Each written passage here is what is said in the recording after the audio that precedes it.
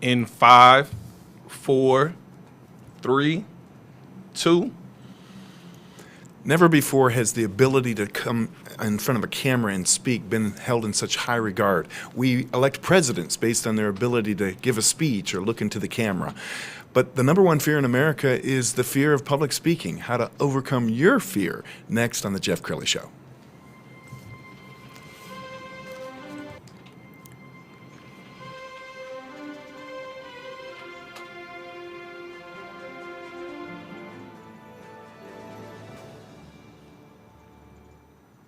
Many are predicting that the worst is yet to come, which is unfortunate, said one person here. Until now, they've enjoyed the reputation of being the nation's icebox. Watched a burglar in his home this morning by webcam. As a journalist of over 25 years, stories are what make my world turn. Reporting live from the Dallas newsroom tonight, Jeff Crilley, Fox 4 News. But in 2008, I took the jump from my familiar life and started a PR firm from my home. We're talking about anyone with a camcorder like the one I'm using becomes a television network. We started slowly growing the company, and we now have over 100 clients, and we've branched into the world of live digital broadcasting. I now own 8 different TV studios and have a huge team, and the stories that I now get to share are sometimes the most important of my life. Life has a funny way of coming around full circle. This is The Jeff Crilley Show. Well, it's no secret that the number one fear in America is the fear of public speaking. The number 2 fear is the fear of death. And if you die on stage, you've accomplished both. To talk about that, Marjorie Saulson, she is a communications confidence coach. Thanks for coming on the show, Marjorie. It's my pleasure to be here. I love sharing and helping people bust out of the jail of their comfort zone so that they can communicate confidently and calmly and share all their gifts. People have so much to share, Jeff, and they don't do it. It's a shame. And you give me confidence because you're not a natural speaker. At least you told me off camera that you had to learn how to speak. I actually did not even speak until I was 4 years old. And I ended up being a very shy introvert. Everybody tells me, I can't do it. I'm a shy introvert. I tell you, that's where I started. And I was determined to get over it because I realized at some point, maybe subconsciously, that if I couldn't communicate, I could not accomplish what I wanted to accomplish in life. And you know, Jeff, it's really interesting. At the end of life, hospice people tell me that people who have regrets are not so much about what they did do, but about what they didn't do. And I think they didn't do it because they were afraid to talk about it. Oh, that's stupid. That'll never work. And so there's so many gifts people have, and they don't share them. And then they end up regretting that they haven't done it. So I don't want people to have those kind of regrets. You bet. And you've written a best-selling book. Go ahead and hold it up for us.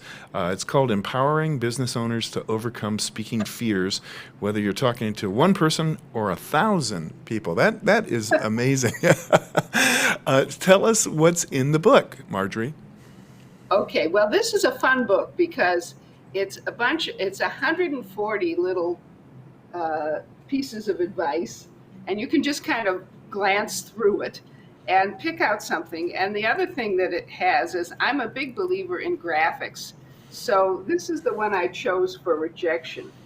Let's see, I'm not sure if it's showing on camera very well. It shows a little boy, you know, he's over in the corner like this, and a bunch of girls are talking over there. That's one of the big fears, by the way, that keep people from speaking is people rejecting what they're going to say.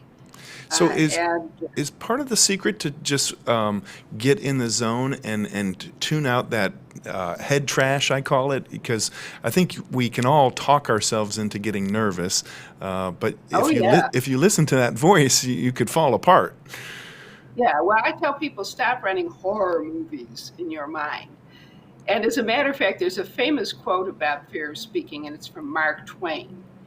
And most people don't know that he lost all of his book money practically in some kind of boondoggle. So he made his living, Jeff, going around the country, giving speeches around the world.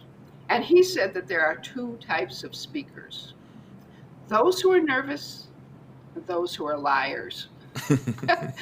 Because we all get nervous.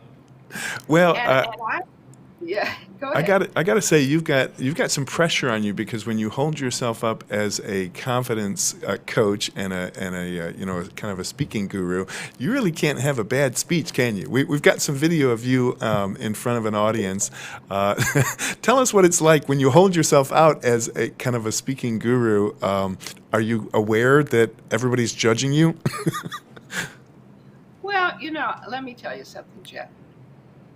When you know that you have something of value to share, to me, the basis, the foundation of confidence is knowing that what you're sharing is of value. And so that if people start criticizing you, well, maybe there's something to learn from it, but sometimes the critics are just what I call Billy Bullies or Sally Snipers who like to go around criticizing people. So, and if people are rejecting you, maybe what you're sharing isn't right for them. So I consider any message to be kind of a sorting mechanism between those who are really right, to hear your message, and those who aren't. And then there's the whole piece of overcoming the fear. And I have a whole bunch of strategies that I help people with, because I consider that the three-legged stool of effective communication. And they are what, how, and allow. What's your message? Does it make sense? Is it well organized? Is it in language that really resonates with the people you want to reach? How are you presenting it? Are you getting up there and reading it and sounding boring? Or are you using vocal variety and good intonation and pauses? Pauses are very powerful. And the allow piece is getting over the fear. And so depending on what people need, I can help them with all three things, or just whatever. Absolutely. And even if you're not planning on becoming a public speaker, often you're asked to present, even if it's on a Zoom call. And I think the skills of becoming a great communicator are ones that translate regardless of whether you're speaking to an audience of 1,000 or 12 people on a Zoom call. Would you agree?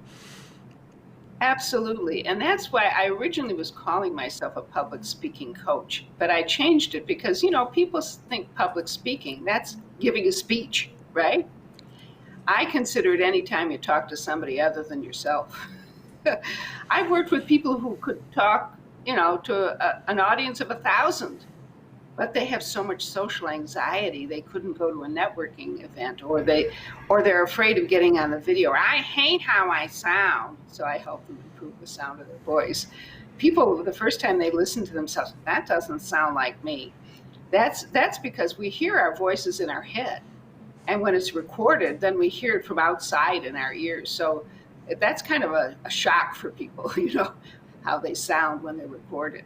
So I like to help people with all those things. Absolutely. Talk about the importance of storytelling as a speaker. Absolutely. We human beings, that's how we learn stories. I mean, it's just in the genetic code. I like to tell stories about some of the clients I've helped. For example, there was a guy who came to me who I had met him at a speed networking event. And I don't know if you know what those are, Jeff? Sure, I sure do. Okay, so you're sitting on one side of a table and then you're moving and da-da-da. So I went to this one in December in Michigan, and I wasn't sure I was going to go. I mean, I looked at the weather, driving, well, I'll go. So I went, and I came home and thought, that was a big waste. A few months later, get this, I get a call from this guy named Michael.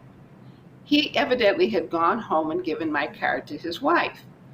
And then he was invited to speak at this very important event, and it was really important to him, but he called me up and he said he was complaining to his wife that whenever he tried to speak to a group, he was so frightened that the audience was like a gray wall. He couldn't even see the people. And he said he was complaining, and his wife handed him my card and said, call her. That's a great story. Yeah. So, and when I work with people, it's on Zoom, and so they can record the meeting. And I also want to see what they want to write. And he shared a Google Doc with me, so we could look at it. And I read through the stuff, and I read through the stuff, and I read through the stuff. And I said to Michael, I have to give you some tough love. You know, I read through your stuff about 4 times. And when I was at Michigan, I took a philosophy course and I found those guys easier to understand. You know, he had all this information, but it wasn't organized in any way. If I couldn't make sense out of it, reading it several times, somebody listening, would be useless. So one of the things that we really had to do, and we did do a lot of work on the fear piece, of course, but we had to basically pull out what were the 3 major things that he really wanted to get across. Because basically your audience isn't going to remember more than 3 things, if that. And how to organize it and how to have a great opening and a great closing. And he told me a wonderful story. You're talking about stories. I said, that story is, he didn't even think he was going to use it. I said, that story fits the first point you want to make perfectly. Because when you tell a story about some point you're making, people may not remember the point, but they'll remember the story. We're Wow. genetically we're genetically coded, to remember stories. That's such great advice. And you also are a contributing author of a second book. Go ahead and hold that up, if you would. And you're in good company because you told me Oprah is one of the your fellow authors in this book. Tell us about the book and specifically your chapter. Yeah, this is America's Leading Ladies, stories of courage, challenge, and triumph. And I'm in there with Oprah and Melinda Gates and a whole bunch of other powerful women. There are 50 of us. Wow. And the idea was that each of us would be talking about some challenge that we had that we overcame. And for me, as you've already mentioned and I've shared, it was communicating. I basically was afraid to open my mouth and speak. And people are afraid because we're afraid of being criticized. Nobody likes to be judged negatively. We're afraid of having our message rejected. And the third one, by the way, to which you kind of tangentially alluded, is failing and falling flat on our face. And so I basically was writing in there some strategies for overcoming, how I overcame those fears. And one of the things that I've learned, by the way, perfection is not relatable. If you set yourself a standard of being totally perfect every time you do something, number one, you're not going to do it because you'll be so afraid. You'll keep yourself locked in that jail of your comfort zone. And the other thing is, it's when you make mistakes that you're relatable to your audience. And the perfect example of this is a friend of mine who became a juggler.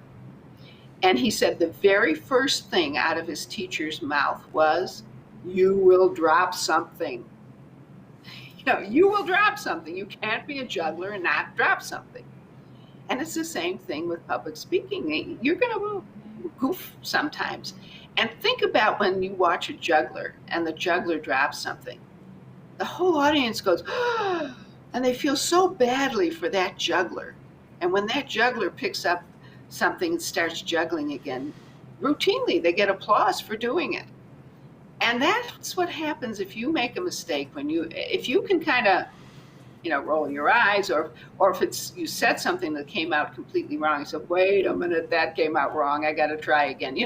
Do something like that. You are not only totally relatable to your audience, but just remember, everybody up there in your audience is so glad it's you up there and not them, because of the fear of public speaking. Wow, Marjorie, you have been a great guest. We're going to put your website up so everybody can get in touch with you. VibrantVocalPower.com is the website. Get a hold of her for all your Zoom meetings and coaching needs. Marjorie, you've been a great guest. Thanks so much. It's been a pleasure being here. Thank you for having me. You bet. And that's it for now. We'll see you next time.